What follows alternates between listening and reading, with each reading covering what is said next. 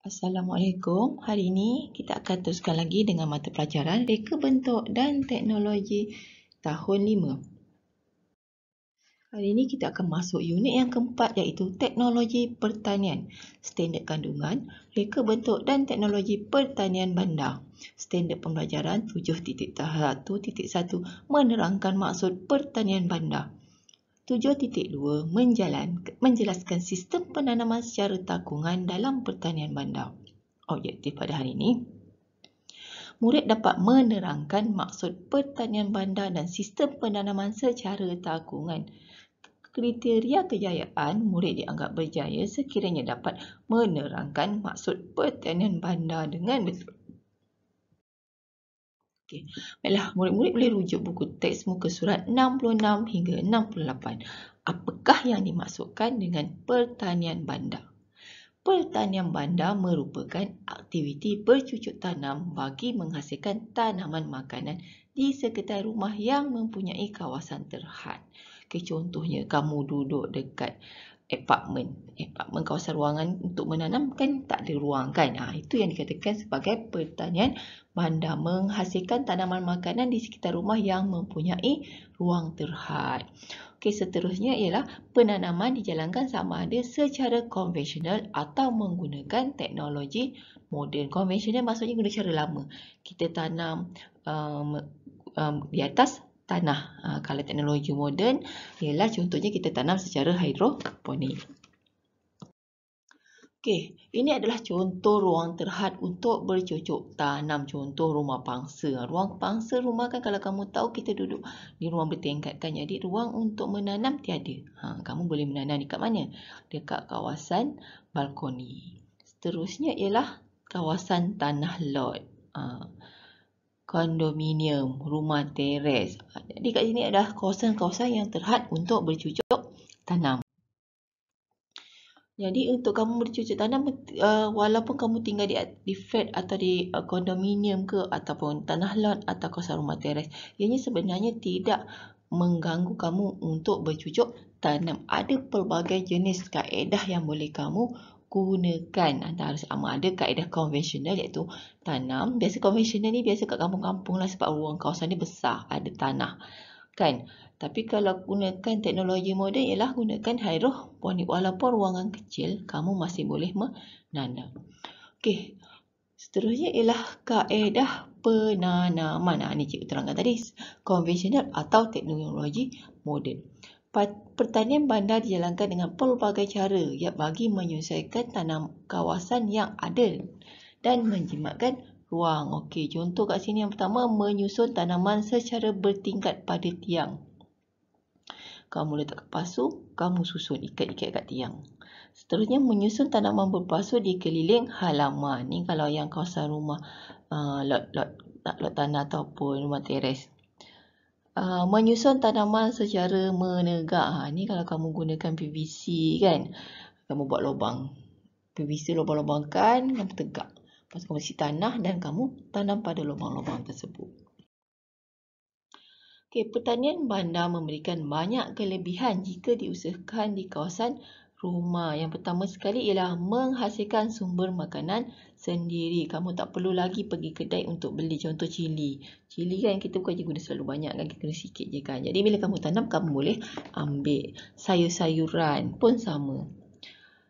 Seterusnya, memelihara alam sekitar dengan menggunakan bahan guna semula sebagai bekas tanaman. Kamu boleh tanam menggunakan botol mineral. Kamu boleh botol mineral, jangan nak buang-buang. Kamu boleh gunakan untuk membuat tanaman bandar. Okey, selain itu menjadikan sisa buangan dapur sebagai baja kompos. Okey, contoh sisa buangan dapur, perut-perut ikan ke, sayur-sayur ke, kulit-kulit buah-buahan tu sebenarnya merupakan baja kompos. Kamu boleh gunakan untuk buat baja pada tanaman. Itu sebagai baja organik. Okey, seterusnya menjanakan pendapatan sampingan jika hasil tanaman dijual. Selain itu, kamu boleh juga jual hasil tanaman kamu. Betul tak? Kamu petik-petik, kamu boleh jual kan? Okey.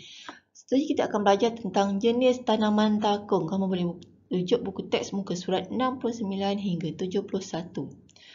Okey, pelbagai sistem penanaman digunakan dalam aktiviti pertanian bandar. Antaranya termasuklah sistem penanaman secara takungan. Sistem tersebut ialah hasil inovasi yang diubah sesuai dengan teknologi persekitaran, keperluan semasa dan dapat dijalankan di kawasan yang terhad. Okay, kita tengok beberapa jenis sistem takungan. Yang pertama ialah hidroponik, iaitu kultur air. Sistem hidroponik ni tidak menggunakan tanah. Ianya menggunakan air sebagai medium penanaman. Ini yang selalu kamu buat. Okay, yang pertama ada dua jenis sistem takungan, iaitu hidroponik, iaitu kultur air dalam tanpa kita semula, dan kultur air dalam dengan kita semula. Maksudnya kalau takungan yang tanpa kita semula, kamu just letakkan air tu dalam takung dan kamu biarkan je. Seminggu sekali kamu tengok air tu ada lagi ke tak ada, kan. Biasa yang kita selalu guna ialah kultur air dalam tanpa kitaran semula. Yang seterusnya ya kultur air dalam dengan kitaran semula. Maksudnya dia ada satu lagi enjin yang boleh proses air tu berpusing, ya itu. Okey, yang seterusnya ialah aquaponik. Menggabungkan ternakan ikan dengan tanaman sayuran. Kat bawah tu kamu letak ikan, atas tu kamu tanam dengan sayur. Itu dipanggil tanaman aquaponik. Nampak kat sini. Ada salur air masuk. Kat sini adalah kawasan ikan, kamu beli ikan. Atas ni kamu tanam sayur. Jadi dua dalam satu. Sambil kamu beli ikan, sambil kamu tanam sayur. Ini ada pump. Pump ni prosesnya adalah untuk menggerakkan air daripada ikan ni, kaki ikan ni pergi ke kawasan sayuran. Okey, larutan nutrien daripada tinja ikan akan diproses masuk ke dalam kawasan raga kawasan saluran air, raga tanaman tu. Dia akan kena masuk ke tempat tadi saluran. Air ni akan berpusing sebab kita gunakan pump. Seterusnya ialah bekas pengairan kendiri. Mempunyai 3 ruang berasingan, iaitu takung air, ruang vertikal dan juga ruang penanaman. Ini jarang orang guna. Ini adalah salah satu lagi teknik sistem takungan. Itu bekas pengairan kendiri. Okey, cara sistem bagaimana tiga cara sistem tanaman berfungsi. Kita tengok satu-satu. Okey, bekas pengairan kendiri. Fungsinya ialah air daripada bahagian bawah, ini bahagian air. Air daripada bahagian bawah akan naik ke atas. Dia akan naik ke atas. Naik ke atas ke bahagian medium melalui bahan yang boleh menyerap air ni. Ini adalah bahan yang boleh menyerap air. Penanda aras air akan menunjukkan, ini penanda aras air, akan menunjukkan aras air dalam takungan tersebut. Contoh kamu tuang air dekat dalam lubang saluran air ni, dalam punya saluran air ni kamu tuang air kat sini. Jadi bila air tu melumpah, maksudnya kat bawah ni dah penuh air. Yang ruang medium ni adalah tanah. Ruang medium ni tanah. Ruang partikel ni kamu boleh gunakan bahan-bahan yang sesuai. Contohnya kamu boleh gunakan selak ataupun lag expander clay agreement, atau boleh gunakan tempurung kelapa sawit, ataupun kamu gunakan sabut kelapa. Itu kat ruang kapilari ni. Sebab benda-benda tu ada yang boleh menyerap air. Lepas tu bahagian bawah ni adalah ruang air ni, ruang air. Ruang air ni partikel kapilari ni lah yang tadi cikgu kata leka ataupun light expanded clay aggregate, ataupun kamu guna sabut kelapa. Sebab benda tu boleh menyerap air. Kat yang medium ni adalah tanah. Ini saluran air yang untuk kamu masukkan air kat sini. Selalu kalau kita siram air kat atas ni je kan, takut akar tu dia lambat. Jadi kat sini ada proses satu lagi, takungan yang boleh kat bawah tu simpan air. Ada 3 lapisan lah kat sini. Air, partikel kapilari dan juga medium. Saluran air digunakan untuk mengisi air nutrien ke dalam takungan. Ni tadi cikgu terangkan. Apa dia bekas pengairan kendiri? Kamu siram air kat situ, air tu akan akan masuk ke dalam tanah, akan menyerap. Jadi kamu tak perlu nak siram air banyak-banyak sebab kamu dah letak air kat bawah tu. Dia akan siram. Mungkin seminggu sekali, 2-3 hari sekali kamu boleh siram sebab kat bawah tu ada takungan air. Seterusnya ialah kalter air dalam tanpa kitaran semula. Fungsi larutan air berada dalam takung berkeadaan statik.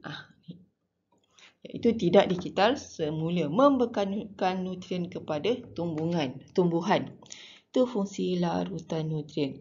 Akar pokok mestilah terendam dalam larutan nutrien untuk menyerap medium yang dibekalkan. Kamu jangan buat letak akar pokok tapi akar pokok tak kena dekat larutan nutrien. Jadi pokok tu tak dapat nutrien. Raga tanaman untuk meletakkan pokok yang ditanam. Ini yang biasa kamu gunalah ni. Ini yang kita panggil hidroponik. Hidroponik yang kita selalu buat tanpa kitar semula. Hanya kita biar dalam tu. Cuma kita cek air tu ada lagi ke tak. Akar tu kena tak dengan larutan nutrien. Ini proses yang biasa.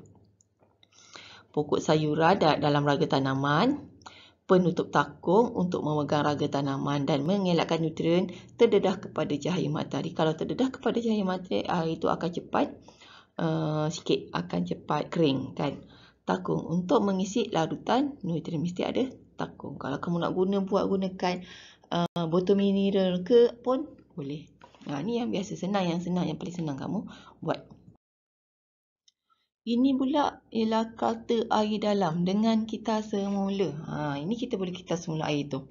Fungsinya larutan nutrien akan dipampkan ke dalam palung tanaman dan mengalir semula ke dalam takungan nutrien. Dia kitar semula. Jadi kita menggunakan pump kalau yang ni. Jadi air dekat bawah ni akan proses naik ke atas. Okey, dia proses bila air dah melimpah dia akan turun ke bawah. Itu yang kita panggil sebagai dengan kitar semula. Airnya tidak bertakung, airnya akan berpusing je. Ni bawah ni ada tangki nutrien. Contoh kalau kat sini ni adalah tangki nutrien. Lepas tu ada pump kat sini, dia akan masuk kat sini. Dia akan masuk kat sini air ni. Lepas tu akan turun balik ke dalam takung. Okey, raga tanaman selalu air keluar tangki penutrien. Inilah pump dan ada pemasa dia lah. Ada berapa banyak lama dia akan berpusing. Dia ada masanya kita dah setkan. Ini adalah beberapa cara pertanian bandar yang boleh kita buat. Secara pertanian bandar ni benda ni ringkas. Tak perlu banyak kerja, tak perlu memerlukan ruang yang besar. Kemudian apa pertanian bandar? Kelebihan dia menjimatkan tenaga. Kamu tak perlu nak siram hari-hari. Lagi satu apa? Ruang yang terhad pun kita boleh tanam. Okey, baiklah. Itu saja untuk hari ini. Sekian, terima kasih.